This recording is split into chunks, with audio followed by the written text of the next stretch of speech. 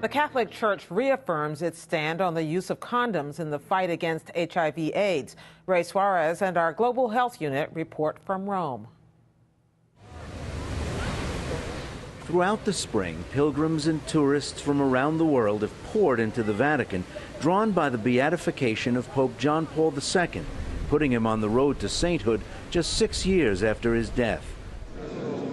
Also heading to Vatican City over the weekend, theologians, health officials, and researchers for a meeting about the treatment of HIV and AIDS. The Church is one of the biggest providers of HIV/AIDS care in the world, with more than 117,000 health facilities worldwide. The conference was convened amid ongoing controversy about the Catholic Church's opposition to using condoms to control the spread of AIDS. AIDS groups around the world had hoped the Church would use the conference to announce a reversal of its position. The answer turned out to be a resounding no. Over the past 2 years, Pope Benedict XVI has issued statements open to conflicting interpretation that encouraged some to think the Church was taking a more nuanced position on condom use in HIV prevention. I don't think there was any confusion about what he meant. But Father Michael Czerny, a key health official for the Church, says the Pope continues to believe condoms don't help prevent AIDS. He mentioned one of the solutions that people tend to promote, and he pointed out that it was not the solution that people think it is. And so they understood what he said, and they disagreed with him very vehemently, very vehemently. But AIDS advocates were encouraged last fall when the Pope seemed to indicate a softening of his position during a book interview. There may be a basis in the case of some individuals, he said, as perhaps when a male prostitute uses a condom, where this can be the first step in the direction of a moralization, a first assumption of responsibility. John O'Brien, who heads Catholics for Choice, was not at the conference this week, but still maintained that the Pope's comments had signaled a new thinking at the Vatican. The statement by the Pope was a major game changer. It was a victory for common sense and for reason.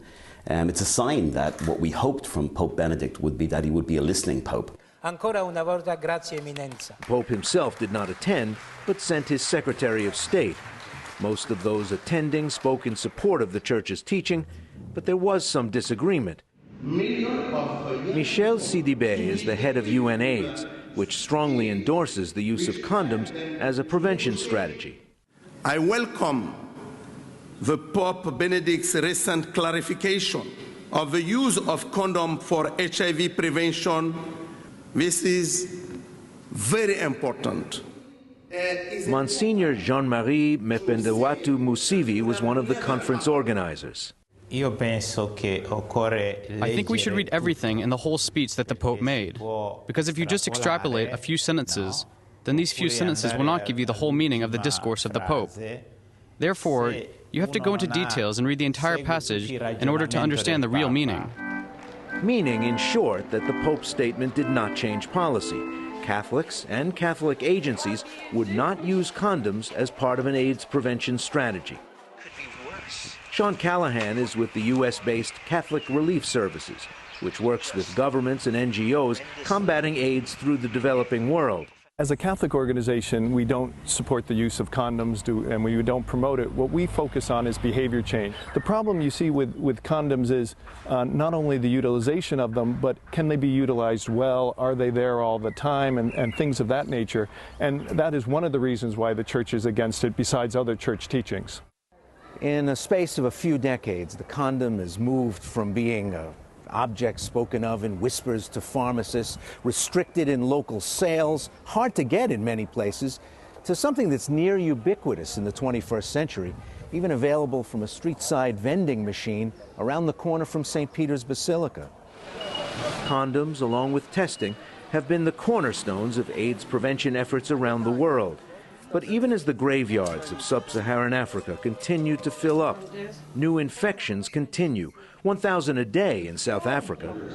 Edward Green has the perspective of an AIDS researcher, not a theologian, and he says the numbers bear out the Pope's position. Certainly in Africa, in the years since 1988, we've seen that greater condom use is not associated with lower HIV infection rates. So yes, they've been oversold. People who do use condoms tend to have a false sense of security and take greater risks than they would take if they were not using condoms at all. A man I spoke with outside Johannesburg in 2009 showed the lack of acceptance of condom use in Africa. I am a man. I have to sleep with another woman. Right. And at the side, I have an original woman. I understand. But if there's a risk of AIDS, how come people don't stop and say, okay, only one? They won't. They won't stop. They won't stop. Until they die? Until they die, because they don't believe in condoms, you know. They are living a true African. I'm an African. I want to use a condom. Kevin Dowling is a Catholic bishop who wasn't invited to the Vatican conference. We spoke with him last week as he met patients outside his rural clinic. Dowling has been on the front lines of the HIV/AIDS epidemic for nearly 20 years and runs one of the largest AIDS treatment programs in South Africa. We do not distribute condoms. We give people the information they need to make an informed decision in conscience about what they are going to do in their lives. Bishop Dowling sees what he calls the injustice and degradation of transactional sex, or survival sex, among the poorest women, and says there's protection in condom use. The option to be faithful to a single partner within marriage just does not obtain in these situations. That is where the issue of the use of a condom, not for contraceptive purposes, but to prevent the transmission of a death-dealing virus, comes into play. Again and again at the Vatican meeting, church leaders stressed behavior change, chastity outside marriage, and fidelity within marriage.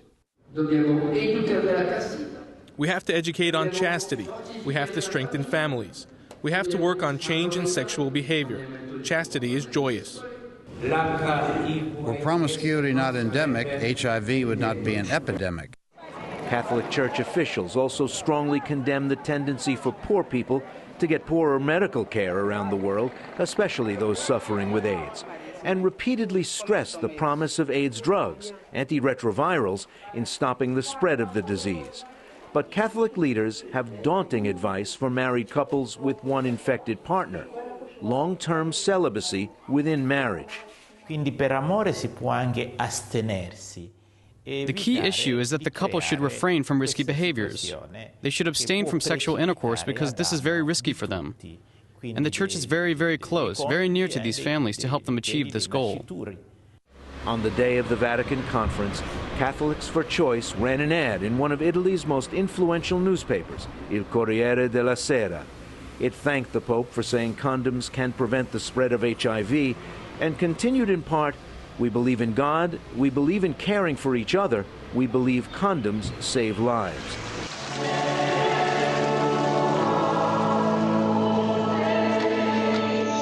Groups like Catholics for Choice will be disappointed by the Church's strong restatement of long-standing prohibitions on condoms under any circumstances. But despite the disagreements, governments still need the resources and expertise of the Catholic Church. They will not turn away what is still vital, life-saving help over condom policy.